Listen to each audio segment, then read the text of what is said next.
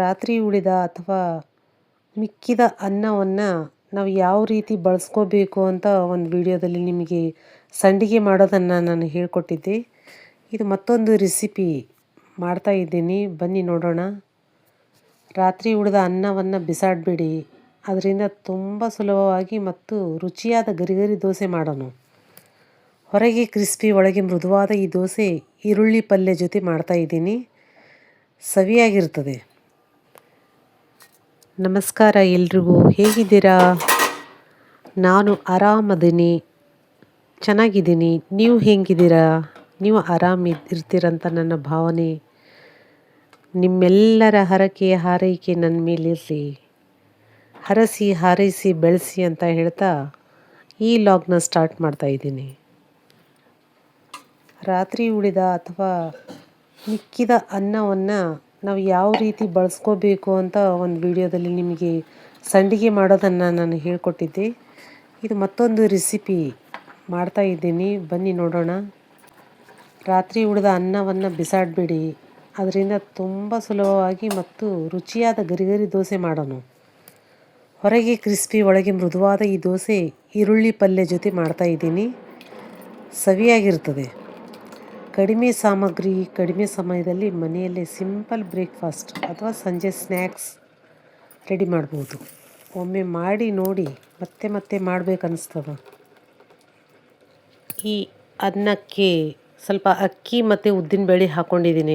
ಉದ್ದಿನಬೇಳೆ ಅಕ್ಕಿ ನೆನೆ ಇಟ್ಕೊಂಡು ರುಬ್ಬಬೇಕಾದ್ರೆ ಅನ್ನ ಹಾಕ್ಕೊಂಡು ರುಬ್ಕೊಂಡಿದ್ದೀನಿ. ಈಗ ಎಲ್ಲ ರುಬ್ಬಿ ಆದಮೇಲೆ ಸ್ವಲ್ಪ ಉಪ್ಪು ಹಾಕಿ ರಾತ್ರಿ ನೆನೆ ಇಟ್ಬಿಡ್ತೀನಿ. ನೋಡಿ, ಎಲ್ಲ ಮಿಕ್ಸ್ ಮಾಡ್ಕೋಬೇಕು ಈ ಥರ. ದೋಸೆ ಹಿಟ್ಟಿನ ಹದ ನಿಮ್ಗೆ ಗೊತ್ತೇ ಇದೆಯಲ್ಲ, ದೋಸೆ ಹಿಟ್ಟಿನ ಹದಕ್ಕೆ ಬರಬೇಕು. ಅದು ಈ ಥರ ನೋಡಬೇಕು, ಚಮಚೆಯಿಂದ ಎಲ್ಲ ತಿರುಗಿಸಿ. ದೋಸೆ ಹಿಟ್ಟಿನ ಹದಕ್ಕೆ ಬಂದಿದೆ. ಈಗ ಸ್ವಲ್ಪ ನೀರು ಹಾಕಿ ರುಬ್ಕೊಂಡಿದ್ದೀನಿ. ಇನ್ನೊಂದು ನಿಮ್ಗೆ ಹೇಳಬೇಕಂದ್ರೆ, ಇದ್ರ ಜೊತೆ ಮೆಂತ್ಯ ಕೂಡ ಹಾಕಿದರೆ ಭಾಳ ಒಳ್ಳೆಯದು. ಇದು ಆರೋಗ್ಯಕ್ಕೂ ಒಳ್ಳೆಯದು ಮತ್ತು ಟೇಸ್ಟ್ ಕೂಡ ಬರುತ್ತೆ ಇದರಿಂದ. ಇದೆಲ್ಲ ರುಬ್ಕೊಂಡು ನಾನು ರಾತ್ರಿ ಮುಚ್ಚಿಟ್ಟಿದ್ದೀನಿ. ಬೆಳಗ್ಗೆ 6 ಗಂಟೆಗೆ ನೋಡಿದೆ, ಇಷ್ಟು ಉಬ್ಕೊಂಡು ಬಂದಿತ್ತು. ನಿಮ್ಗೆ ಕಾಣಿಸ್ತಿದೆ ನೋಡಿ. 6 ಗಂಟೆ ಅಲ್ವಾ, ಇನ್ನೊಂದು 2 ತಾಸು ನಾನು, ಯಾಕಂದರೆ 8, 8:30, 9 ಗಂಟೆ ಸುಮಾರು ನಾನು ಟಿಫನ್ ಮಾಡಿದ್ದು. ಆ ಟೈಮಲ್ಲಿ ದೋಸೆ ಹಾಕ್ಕೊಳ್ಳೋಣ ಅಂತ ಒಂದು ರೌಂಡ್ ಅದನ್ನು ತಿರುಗಿಸಿ ನಾನು ಇಟ್ಟು ಎಲ್ಲ ಸ್ನಾನಗಳನ್ನೆಲ್ಲ ಮಾಡಿಕೊಂಡು ನಾನು ರೆಡಿ ಆಗ್ತಾಯಿದ್ದೆ ದೋಸೆ ಮಾಡ್ಕೊಳ್ಳೋಕ್ಕೆ. ನಿಮಗೆ ಅದು ಕೂಡ ತೋರಿಸ್ತೀನಿ, ಬನ್ನಿ ನೋಡಿ. ಬೆಳಿಗ್ಗೆ 6 ಗಂಟೆಗೆ ಇಷ್ಟು ಉಬ್ಕೊಂಡು ಬಂದಿತ್ತು. ನಾ ಈ ದೋಸೆಗೆ ಈರುಳ್ಳಿ ಪಲ್ಯನ ಮಾಡ್ತಿದ್ದೀನಿ. ಈರುಳ್ಳಿನ ಉದ್ದುದ್ದಾಗಿ ಹೆಚ್ಚ್ಕೊಂಡು ಮಾಡ್ತಾಯಿದ್ದೀನಿ ನೋಡಿ. ಉದ್ದುದ್ದಾಗಿ ಹೆಚ್ಚಿಟ್ಕೊಂಡಿದ್ದೀನಿ ಆಲ್ರೆಡಿ. ಒಂದು ಬಾಣಲೆಯಲ್ಲಿ ಎಣ್ಣೆ ಬಿಸಿ ಮಾಡಿಕೊಂಡು ಸಾಸಿವೆ ಜೀರಿಗೆನ ಚಟ್ಪಟ ಅನ್ಸ್ಕೊತೀನಿ.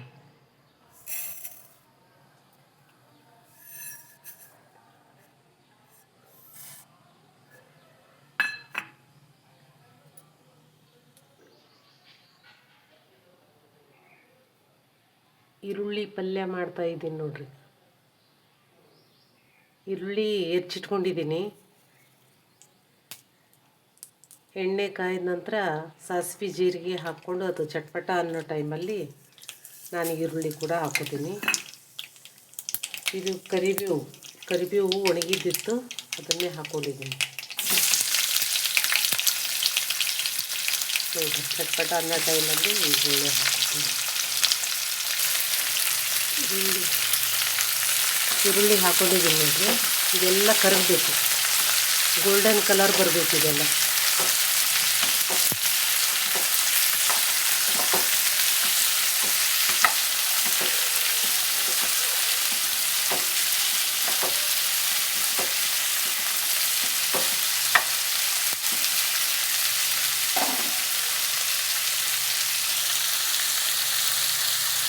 ಗೋಲ್ಡನ್ ಕಲರ್ ಬರೋವರೆಗೂ ಇದನ್ನು ಫ್ರೈ ಮಾಡಬೇಕು. ಅಲ್ಲಿವರೆಗೆ ನಾನು ಹಸಿಮೆಣಸಿನ್ಕಾಯಿನ ಮಿಕ್ಸಿ ಮಾಡಿ ಇಟ್ಕೋತೀನಿ. ಹಸಿಮೆಣಸಿನ್ಕಾಯಿ ತೊಳೆದ್ಬಿಟ್ಟು ಮಿಕ್ಸಿ ಮಾಡ್ತಾಯಿದ್ದೀನಿ. ಅದು ಸ್ವಲ್ಪ ಉಪ್ಪು ಹಾಕ್ಕೋಬೇಕು. ಉಪ್ಪು ಹಾಕ್ಕೊಂಡು ಮಿಕ್ಸಿ ಮಾಡ್ತೀನಿ. ಇಷ್ಟು ಮಿಕ್ಸಿ ಆಗಿದೆಯಲ್ಲ ಸಾಕಿದೆ.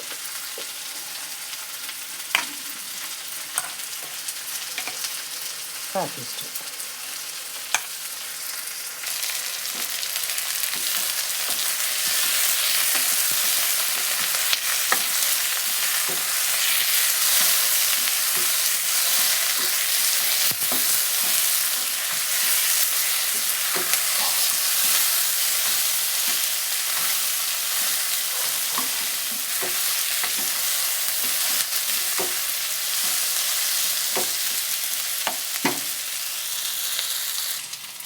ಇನ್ನೊಂದು ಕಡೆ ನಾನು ಶೇಂಗಾನ ಹುರ್ಕೋತೀನಿ. ಶೇಂಗದ ಪುಡಿ ಮಾಡ್ಕೋಬೇಕು.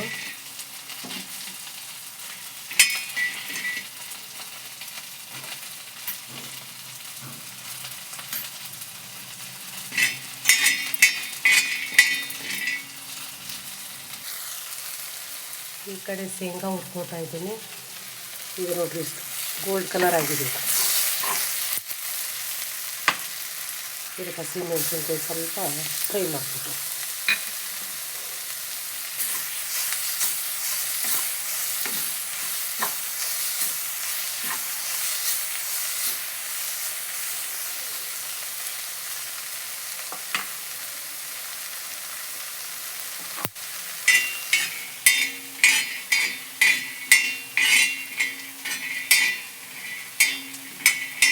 ಹಾಗೆ ಶೇಂಗಾ ಹುರಿದ ನೋಡಿ ಸಾಕಿಷ್ಟು. ಇದೇ ಜಾರಿಗೆ ಹಾಕಿ ಮಿಕ್ಸಿ ಮಾಡಿ. ಇದು ಪೌಡ್ರ್ ಆಗಿದೆ. ಇಲ್ಲಿ ನೋಡಿರಿ ಇದೂ ಫ್ರೈ ಆಗಿದೆ.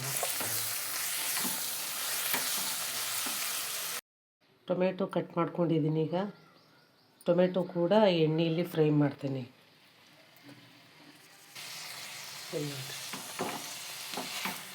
ಹಸಿಮೆಣಸಿನ್ಕಾಯಿ ಫ್ರೈ ಆಗಿದೆ. ಈ ಟೊಮೆಟೊ ಕೂಡ ಹಾಕ್ತೀನಿ, ಸ್ವಲ್ಪ ಫ್ರೈ ಆಗಲಿ.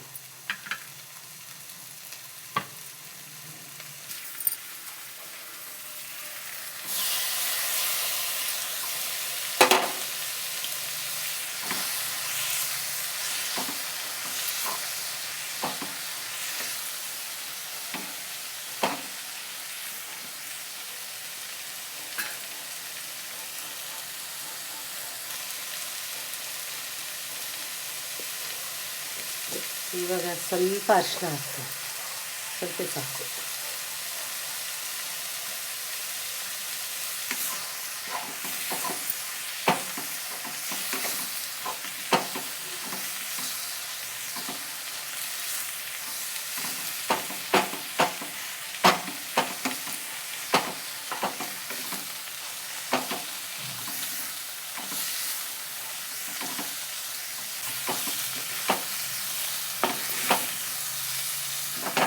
ಚೆನ್ನಾಗಿ ಫ್ರೈ ಆಗ್ಬೇಕಿತ್ತು. ನೋಡಿರಿ ಫ್ರೈ ಆಗಿದೆ, ಆಲ್ಮೋಸ್ಟ್ ಫ್ರೈ ಆಗಿದೆ.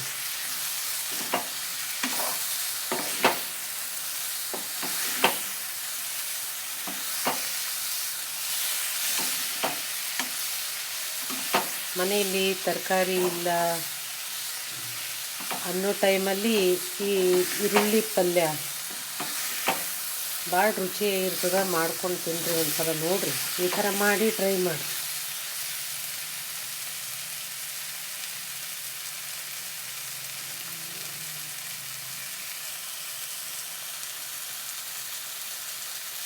ಇದಕ್ಕೆ ಸ್ವಲ್ಪ ನೀರು ಹಾಕೋತೀನಿ. ಈಗ ಸ್ವಲ್ಪ ನೀರು ಹಾಕೋ.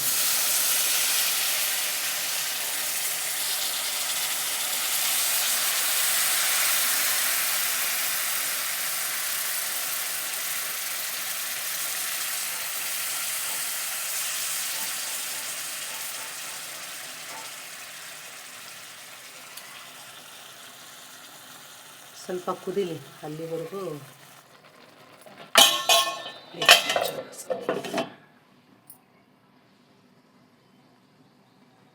ಸ್ವಲ್ಪ ಕುದೀಲಿ. ಕುದ್ದ ನಂತರ ನಾವು ಅದು ರುಬ್ಕೊಂಡು ಶೇಂಗಿನ ಪುಡಿ ಹಾಕೋಣ. ನೋಡಿರಿ ರುಬ್ಕೊಂಡು ಮಿಶ್ರಣ ಇದರಲ್ಲಿ ಉಳಿದಿರ್ತದಲ್ಲ, ಇದಕ್ಕೆ ಸ್ವಲ್ಪ ನೀರು ಹಾಕ್ಕೊಂಡು ಇದನ್ನು ಕೂಡ ನಾವು ಇದಕ್ಕೆ ಹಾಕ್ಕೋಬೇಕು. ಈರುಳ್ಳಿ ಪಲ್ಯಕ್ಕೆ ಇದನ್ನು ವೇಸ್ಟ್ ಮಾಡೋದು ಬೇಡ.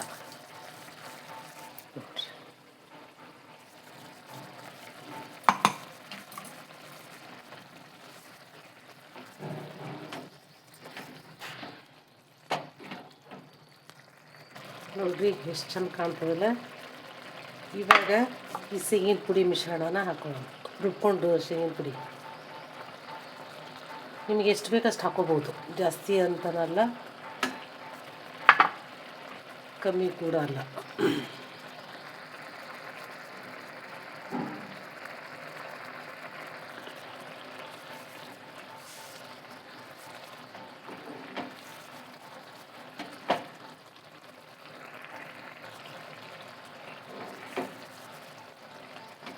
ನೋಡ್ರಿ ಎಷ್ಟು ಚಂದ ಕಾಣ್ತದಲ್ಲ. ಭಾಳ ಟೇಸ್ಟ್ ಆಗ್ತದೆ ಇದು ಈರುಳ್ಳಿ ಪಲ್ಯ. ನೀವು ಈ ಥರ ಮಾಡ್ಕೊಂಡು ತಿಂದು ನೋಡ್ರಿ. ಸಿಂಪಲ್ ಕೂಡ, ಟೇಸ್ಟ್ ಕೂಡ. ಇದನ್ನು ದೋಸೆಗೆ ಬಳಸ್ಬೋದು. ದೋಸೆ, ಇಡ್ಲಿ, ರೊಟ್ಟಿ, ರಾಗಿ ರೊಟ್ಟಿ, ಅಕ್ಕಿ ರೊಟ್ಟಿ ಮತ್ತು ಪೂರಿ ಕೂಡ ಭಾಳ ರುಚಿಯಾಗಿರ್ತದೆ ಇದು. ಸೈಡ್ ಡಿಶ್ ಅಂತ ಬಳಸಲಿ, ಏನಾದರೂ ಯಾವ ಥರ ಆದರೂ ತಿನ್ಬೋದು ಇದನ್ನು ಈ ರೀತಿ ಮಾಡಿದ್ರೆ. ಹೆಲ್ದಿ ಕೂಡ ಟೇಸ್ಟ್ ಕೂಡ. ನೋಡ್ರಿ ಚಂದ ಕಾಣಿಸಕತ್ತದಲ್ಲ. ಅವಾಗವಾಗ ತಿಂತಾ ಇರಬೇಕಿದು. ದೇಹಕ್ಕೆ ತಂಪು ಕೂಡ. ಈ ಬ್ಯಾಸ್ಗೆ ಬಂತಂದ್ರೆ ನೋಡ್ರಿ, ಇದು ಬ್ಯಾಸ್ಗೆ ಹೀಟಿಗೆ ಇದು ಈರುಳ್ಳಿ ಪಲ್ಯ ಭಾಳ ಚಂದ ಇರ್ತವೆ. ಜೊತೆಗೆ ಸಜ್ಜಿ ರೊಟ್ಟಿ, ಕಟಿ ರೊಟ್ಟಿ, ತೆಳ್ಳಗಿರೋ ರೊಟ್ಟಿ ಕೂಡ ಭಾಳ ರುಚಿ ಇರ್ತದೆ ಇದ್ರ.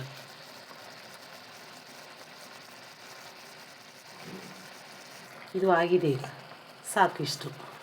ನೋಡಿರಿ, ಸ್ವಲ್ಪ ಗ್ರೇವಿ ಇದೆ, ಸಾಕು. ಇವಾಗ ಮುಚ್ಚಿ ಆಫ್ ಮಾಡಿಬಿಡೋಣ.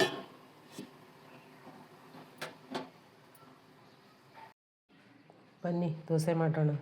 ನೋಡ್ರಿ ಹೆಂಗೆ ಉಪ್ಪಿ ಚಲ್ತದೆ ಇದು. ಹಂಗಾಗಿದೆ. ಫಸ್ಟ್ ನಾನು ಯಾವಾಗಲೂ ಸಣ್ಣ ದೋಸೆ ಮಾಡ್ತೇನೆ. ಆಮೇಲೆ ಇದು ನಾನ್ ಸ್ಟಿಕ್ ಹಂಚಿರೋದ್ರಿಂದ ಮೀಡಿಯಮ್ ಫ್ಲೇಮ್ನಲ್ಲಿ ಗ್ಯಾಸನ್ನು ಇಟ್ಕೋಬೇಕು. ಯಾಕಂದರೆ ಜೋರಾಗಿಟ್ಟರೆ ದೋಸೆ ಚೆನ್ನಾಗಿ ಬರಲ್ಲ, ಹೊತ್ತೋ ಚಾನ್ಸ್ ಇರುತ್ತೆ ಅದು, ಮತ್ತು ರೌಂಡ್ ಮಾಡೋಕ್ಕೂ ಬರಲ್ಲ. ಹಾಗಾಗಿ ಮೀಡಿಯಮ್ ಫ್ಲೇಮ್ನಲ್ಲಿ ಇಟ್ಟು ನಾನು ದೋಸೆನ ಹಾಕ್ತೀನಿ. ಸ್ವಲ್ಪ ಅನ್ನ ಜಾಸ್ತಿ ಇರೋದ್ರಿಂದ ಹಿಂಗಾಗುತ್ತೆ. ದೋಸೆ ಭಾಳ ಚಂದ ಬಂದವ್ರಿ ದೋಸೆ ಮಾತ್ರ. ನೋಡಿರಿ, ನೀವೇ ಥರ ಮಾಡ್ಕೊಂಡು ನೋಡಿರಿ. ದೋಸೆದಲ್ಲಿ ಉದ್ದಿನಬೇಳೆ ಇರೋದ್ರಿಂದ, ಉದ್ದಿನಬೇಳೆ ಆರೋಗ್ಯಕ್ಕೆ ಒಳ್ಳೆಯದು, ನಿಮಗೆ ಗೊತ್ತೇ ಇದೆ. ತುಂಬ ವಿಟಮಿನ್ಗಳಿರ್ತವೆ ಅದರಲ್ಲಿ. ಅಕ್ಕಿನಲ್ಲೂ ಕೂಡ ಆರೋಗ್ಯಕರವಾದ ಈ ದೋಸೆ ಮಾಡ್ಕೊಂಡು ತಿನ್ನಿರಿ. ಅನ್ನನ ವೇಸ್ಟ್ ಮಾಡಬೇಡ್ರಿ. ಮತ್ತು ಸಾಕಷ್ಟು ವೆರೈಟಿಗಳು ಕೂಡ ಮಾಡ್ಬೋದು ಅಕ್ಕಿಯಿಂದ. ಇದು ರೇಷನ್ ಅಕ್ಕಿ ಇದು. ನೋಡಿ, ಕಲರ್ ಕೂಡ ತುಂಬ ಚೆನ್ನಾಗಿ ಬಂದಿದೆ, ಬ್ರೌನ್ ಕಲರು. ನೋಡೋಕ್ಕೂ ಚೆಂದ ಕಾಣಿಸ್ತದೆ. ಟೇಸ್ಟ್ ಕೂಡ ಭಾಳ ಚೆಂದ ಬಂದಿದೆ. ಟೇಸ್ಟ್ ಕ್ರಿಸ್ಪಿ, ಗರಿ ಭಾಳ ಚೆಂದ ಅನ್ನಿಸ್ತದೆ ರೀ. ಕೆಲವೊಂದು ನಾನ್ ಸ್ಟಿಕ್ ಹಂಚಿದ್ರು ಕೂಡ ಒಂದೊಂದು ದೋಸೆ ಬರ್ತಾ ಇಲ್ಲ, ಕಟ್ಟಾಗ್ತಿದೆ ಅನ್ನೋರಿಗೆ ಇದು ಒಂದು ಸುಮ್ಮನೆ ತೋರ್ಸೋಕ್ಕೆ ನಿಮ್ಗೆ ಮಾಡಿದೆ. ಎಣ್ಣೆ ಸ್ವಲ್ಪ ಬಿಟ್ಟು ಆಮೇಲೆ ಸ್ವಲ್ಪ ನೀರು ಹೊಡಿಬೇಕು, ಮಸ್ತ್ ದೋಸೆ ಬರ್ತಾವೆ. ನಾವು ಹೆಂಗೆ ಹೇಳ್ತೀವಿ ಹಂಗೆ ಬರ್ತಾವೆ ರೀ. ಹಳೆ ಹಂಚಿದ್ರು ಕೂಡ ಬರ್ತಾವೆ, ಭಾಳ ಚಂದ ಬರ್ತಾವೆ ರೀ. ನೋಡಿರಿ, ಈ ಥರ ಮಾಡಿಕೊಡ್ರಿ ದೋಸೆನ. ನಾನು ಒಂದು ಕೈಯಲ್ಲಿ ಕ್ಯಾಮ್ರಾ ಇರೋದು ಮೊಬೈಲ್ ಇಟ್ಕೊಂಡು ಮಾಡ್ತಾಯಿದ್ದೀನಲ್ಲ, ಸ್ವಲ್ಪ ನನಗೆ ಅಷ್ಟೊಂದು ಇದು ಬರ್ತಾಯಿಲ್ಲ. ನೀವು ಸ್ಟ್ಯಾಂಡ್ ಇದ್ದರೆ ಚೆನ್ನಾಗಿ ಇಟ್ಕೊಂಡು ನೀವು ಆರಾಮಾಗಿ ಮಾಡ್ಕೋಬೋದು. ಒಂದು ಕೈಯಿಂದ ನೋಡಬೇಕು, ಹಾಕಬೇಕಾದ್ರೆ ಸ್ವಲ್ಪ ನನಗೆ ತಪ್ಪಾಗ್ತಿತ್ತು. ಎಲ್ಲ ದೋಸೆ ನೋಡಿರಿ ಬ್ರೌನ್ ಕಲರ್ ಭಾಳ ಚಂದ ಬಂದವ್ರಿ. ಕಲರ್ ಬೇಕು ಅಂದರೆ ಬರೋಲ್ಲ ಕೆಲವೊಂದಕ್ಕೆ. ಈ ದೋಸೆ ಮಾತ್ರ ಎಲ್ಲ ದೋಸೆ ನೋಡೋಕ್ಕೂ ಚಂದ, ತಿನ್ನೋಕ್ಕೂ ಟೇಸ್ಟು.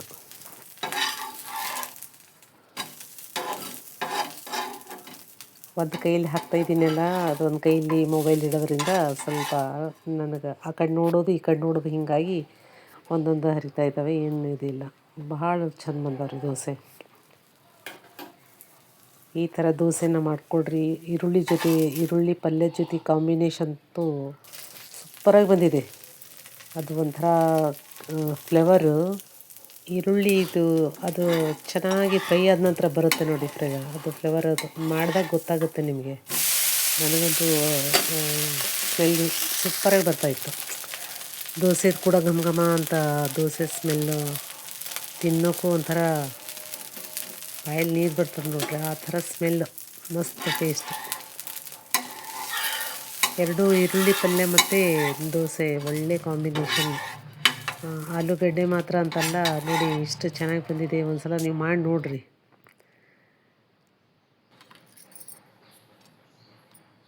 ನೋಡಿ ಬೆಸ್ಟ್ ಸೂಪರ್ ಕಾಂಬಿನೇಷನ್. ಈರುಳ್ಳಿ ಪಲ್ಯ ದೋಸೆ ಜೊತೆ ಸವಿಯಿರಿ. ಹೆಂಗೆ ಬಂದಿದೆ ಅಂತ ನೀವು ಮಾಡಿ ಒಂದ್ಸಲ ನನಗೆ ಕಮೆಂಟ್ ಮೂಲಕ ತಿಳಿಸ್ರಿ. ಫಸ್ಟ್ ಟೈಮ್ ನನ್ನ ಚಾನಲ್ನ ನೋಡೋರು ಸಬ್ಸ್ಕ್ರೈಬ್ ಮಾಡ್ಕೊಂಡು ನೋಡಿರಿ. ಇಷ್ಟ ಆದರೆ ಶೇರ್ ಮಾಡಿರಿ ಇದನ್ನು, ವಿಡಿಯೋನ ಎಷ್ಟು ಜನಕ್ಕಾಗುತ್ತೆ ಅಷ್ಟು ಜನಕ್ಕೆ ಶೇರ್ ಮಾಡಿರಿ. ಲೈಕ್ ಕೊಡಿ, ಲೈಕ್ ಕೊಡೋದನ್ನು ಮಾತ್ರ ಮರಿಬೇಡ್ರಿ. ಥ್ಯಾಂಕ್ ಯು ಸೋ ಮಚ್ ಎಲ್ರಿಗೂ. ನನ್ನ ವಿಡಿಯೋನ ಇಲ್ಲಿವರೆಗೂ ನೋಡಿದ್ದೀರಾ. ಒಳ್ಳೆ ರೆಸಿಪಿನ ತಂದಿದ್ದೀನಿ ನಿಮಗೆ. ಮಾಡಿಕೊಳ್ರಿ, ತಿನ್ನಿರಿ, ನನಗೆ ಕಮೆಂಟ್ ಮೂಲಕ ತಿಳಿಸ್ರಿ.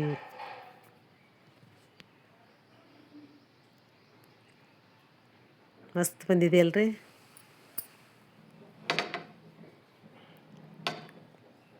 ನೋಡಿ ಸೂಪರಾಗಿ ಬಂದಿದೆ. ಥ್ಯಾಂಕ್ ಯು ಸೋ ಮಚ್ ಎಲ್ರಿಗೂ. ಧನ್ಯವಾದಗಳು.